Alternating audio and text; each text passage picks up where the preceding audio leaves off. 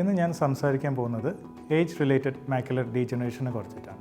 പ്രായം കൂടുതലുള്ളവരിൽ കണ്ണിൻ്റെ നടുഭാഗത്തുള്ള കാഴ്ച ദുർബലമാവുന്നതാണ്. ഇതിൻ്റെ റിസ്ക് ഫാക്ടേഴ്സ് എന്ന് പറഞ്ഞാൽ ഒന്ന് പ്രായം ആണ്. നമുക്ക് ഏജ് ഒരു 50 ഇയേഴ്സിൻ്റെ മുകളിലുള്ള എല്ലാവർക്കും ഇത് വരാൻ സാധ്യതയുണ്ട്. പിന്നെ ഉള്ളത് സ്മോക്കിംഗ്, പുകവലി വളരെ ഒരു ഇമ്പോർട്ടൻറ്റ് ഫാക്ടറാണ്.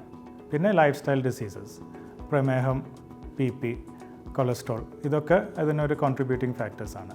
സാധാരണ പേഷ്യൻസിൽ ലക്ഷണങ്ങളൊക്കെ വളരെ കുറവാണ്. അതുകൊണ്ട് ഈ ലാസ്റ്റ് സ്റ്റേജ് എത്തുമ്പോൾ ആയിരിക്കും കാഴ്ചയൊക്കെ നഷ്ടപ്പെട്ടു പോകുന്നത്. പക്ഷേ ചില ലക്ഷണങ്ങളും ഉണ്ടാവും. ലൈൻസൊക്കെ വേവി ആയിട്ട് കാണാൻ സാധ്യതയുണ്ട്. അതുപോലെ മുഖങ്ങളൊക്കെ പെട്ടെന്ന് മനസ്സിലാക്കാനൊക്കെ ഒരു ബുദ്ധിമുട്ടൊക്കെ വരാൻ സാധ്യതയുണ്ട്. വേറൊരു ഫാക്ടർ എന്ന് പറഞ്ഞാൽ ഈ ഏജ് റിലേറ്റഡ് മാക്കുലർ ഡീജനറേഷന് 2 ടൈപ്സ് ഉണ്ട്.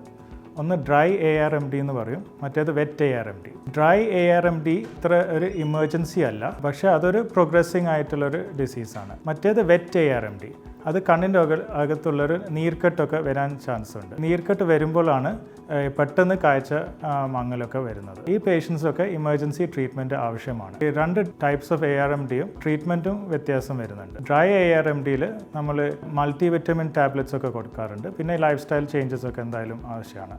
സ്മോക്കിംഗ് ഒക്കെ സെസേഷൻ സ്റ്റോപ്പ് ചെയ്യണം. പിന്നെ ഈ മൾട്ടി വിറ്റമിൻസ് എന്ന് പറയുമ്പം ചില പേഷ്യൻസ് ചോദിക്കാറുണ്ട്, കുറേ വൈറ്റമിൻസ് ടാബ്ലറ്റ്സ് കഴിക്കുന്നുണ്ട്, പക്ഷേ അത് കണ്ണിന് ആവശ്യമുള്ള വൈറ്റമിൻസ് കിട്ടണം. ഈ ലൂട്ടീൻ, സിയസാന്തിൻ അതുപോലെയുള്ള വൈറ്റമിൻസ് കണ്ണിൽ കിട്ടേണ്ടതാണ്. വൈറ്റമിൻ ഡെഫിഷ്യൻസി തടയാനുള്ള അങ്ങനത്തെ വൈറ്റമിൻ സപ്ലിമെൻസും കഴിക്കാം.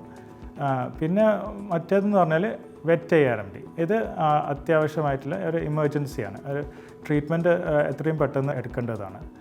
വെറ്റ് ARMDയിൽ നമ്മൾ ഇൻട്രവിട്രൽ ഇഞ്ചെക്ഷൻസ് ആണ് കൊടുക്കാറ്. അപ്പോൾ കണ്ണിൻ്റെ അകത്തുള്ള ഇഞ്ചെക്ഷൻസ് കൊടുക്കുമ്പോൾ വളരെ ചെറിയൊരു നീഡിൽ വെച്ചിട്ടാണ്, പിന്നെ തറപ്പിച്ചിട്ടൊക്കെയാണ്. വേദനയൊന്നും അറിയത്തില്ല. അത് കൊടുത്തതിന് ശേഷം നമ്മൾ മോണിറ്റർ ചെയ്യും. OCT എന്ന് പറഞ്ഞൊരു സ്കാൻ നോക്കിയിട്ട് നീർക്കെട്ട് കുറഞ്ഞിട്ടുണ്ടോയെന്ന് നമ്മൾ മോണിറ്റർ ചെയ്യും. അതിന് ഒരു കാര്യം മനസ്സിലാക്കണം, ARMD കാരണം കാഴ്ച നഷ്ടപ്പെട്ടാൽ അത് തിരികെ കിട്ടില്ല. അപ്പം എപ്പോഴും നമ്മൾ ഫ്രീക്വൻ്റ് ആയിട്ട് ഐ ചെക്കപ്സ് നടത്തണം.